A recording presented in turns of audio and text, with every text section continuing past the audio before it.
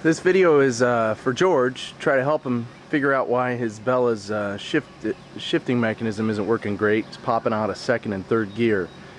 Now, I had problems with this because of a spacer bar that was missing, and I'll show you where that is and how to figure out whether it's in there or not. It's pretty easy. And then also to discuss how this shifter linkage rod with two ball joints can be adjusted. The nice thing about Bella's is this is a 154, 1958, and although the engine's different, a few things are definitely different. A lot of the parts are interchangeable. Here's what the spacer bar or the spacer tube looks like that I had to replace. It was actually in my parts box. It came with the bike. It was never put on, and I didn't know I had it, so I picked one up from Domiracer, DOMIRACER.com. and I got it for like $2.50. They shipped it. I got it the next day, so I was so happy when I finally figured out how to fix it. So I'm gonna get some pictures here of what the shifter linkage looks like. Bear with me for a second. I got a bad back, probably because of this Bella.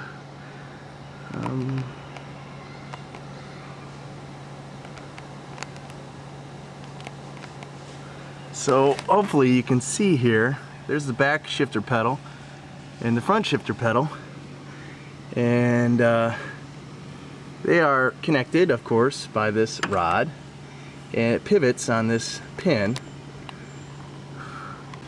takes a 19 millimeter wrench to get that off. It's not too hard. Alright, we're just getting that nut off there. There's a washer as well. Keep those parts over here. Now, to see the spacer bar, you really have to take this foot mat off, which I don't really want to do. But I can tell you, without taking all this off to see if you have a spacer bar, what you'll notice if you don't have a spacer bar is that there will be a ton of play like this. See how this all moves around? No spacer bar in there, and that will wiggle back and forth like this. The reason why it's wiggling right now is because I have the nut off, but with the nut on there, it doesn't wiggle a bit, because there is the presence of this spacer bar behind this plate that attaches to the floorboard. It just slides in there with just a little bit of grease. There's a little bit of play in there. But without this, there's so much play that you won't hold gear. So I'm going to put this nut back on. But this is the part that may be missing. You'll know it if your shifter lever is moving like crazy like this. The only reason mine's doing that right now is because I took the washer and the nut off of here. I'm going to put them back. Now with that nut back on and washer back on, you'll see that there's a little bit of play. But not much at all. Of course it plays this way, but as far as back and forth, there's a little bit of slide here, but there's no big huge wiggle. So I think my shifter popping out of gear because of this spacer tube being missing is probably a rare cause. I think the more common cause is because an adjustment needs to be made, which isn't too hard. An adjustment needs to be made concerning this rod. I'm trying to get a good look here, but what happens is that there is a, see if I can get a good look at that or not. I'm going to change the exposure for a second, so maybe we can see things better. I'll brighten it up a little bit. Let's see where we're at. Alright, so this rod here is, as you shift, it moves this linkage. And you can see that I had, where are we? Right there, I had this part welded. It broke at the WKRP rally, What a pain in the ass. Thank goodness for Katona, who had a junker bike with a part I could borrow, so I made it to the concours. I missed the ride. I gave the guy 20 bucks or something to TIG weld this. The reason why it broke is so much stress because I was shifting without the spacer bar in here, and there was so much play I had to stomp it to keep it in. I think I just pounded it so much that it broke there. Anyhow, probably the best way to get this off is take this cotter pin, squeeze that puppy,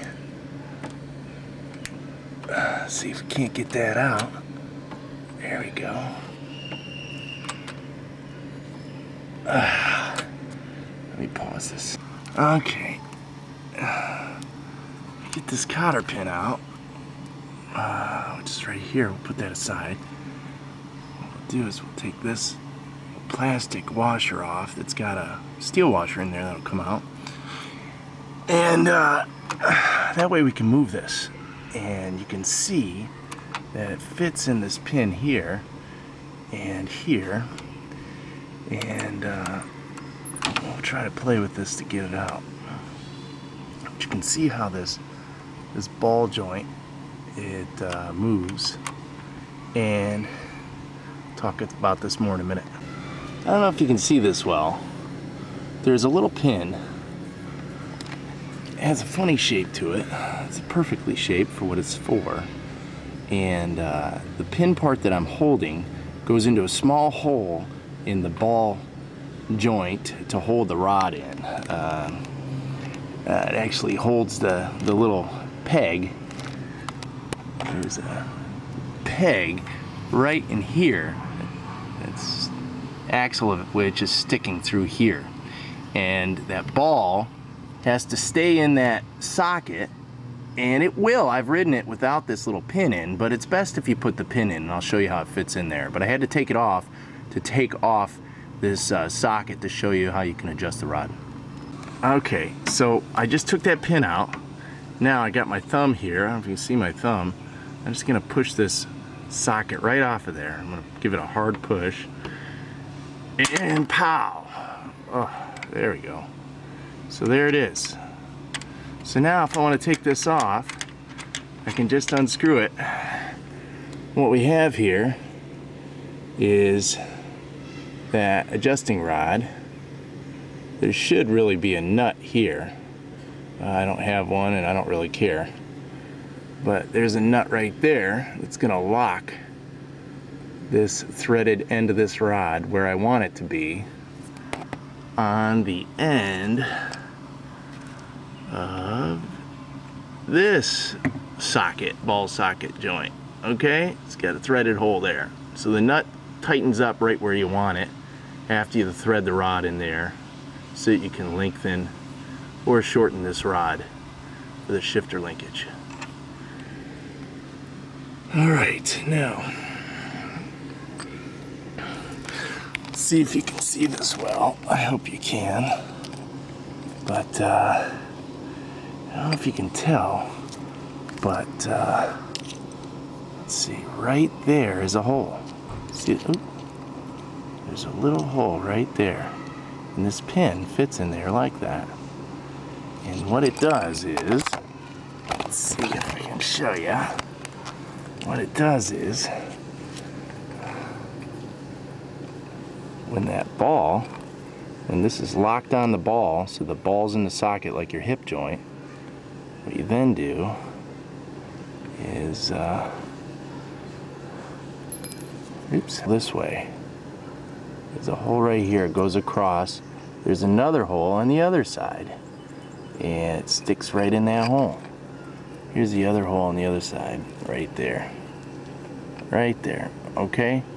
So there's a hole here and a hole here.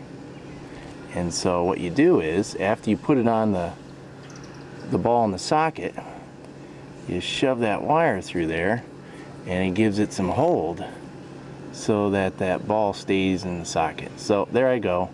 I just went through. Then what I can do is let me turn this so you can see it. There's a little groove right here, And